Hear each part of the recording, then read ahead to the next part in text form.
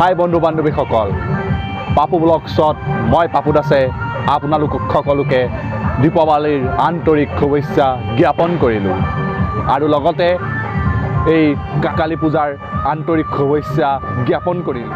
High বন্ধু বান্ধৱীসকল, আজি মই আপোনালোকক দেখাই যাম শিৱসাগৰৰ প্ৰতিখন পূজা মণ্ডপ আৰু সেই পূজা মণ্ডপত কি আৰ্হিৰে এইবাৰ দীপাৱলীত কালী পূজা আয়োজন কৰিছে, সকলোখিনি আপোনালোকক দেখাই যাবলৈ চেষ্টা কৰিম।